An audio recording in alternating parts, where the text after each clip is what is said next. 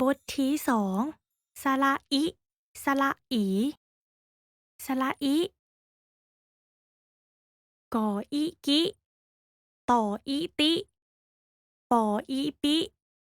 สระอีกออีกีต่ออีตีปออีปีฝึกฟ้องเสียงมีวรรณยุกต์ปออีปีไม่เอกปีจออีจีไม่โทจี้มออีหมี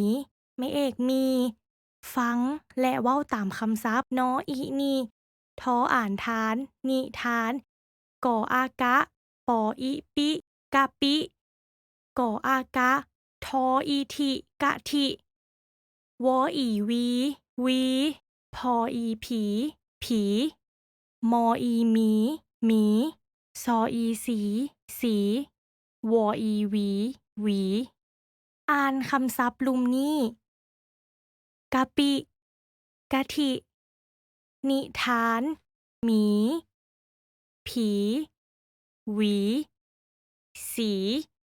ลี่กีฬา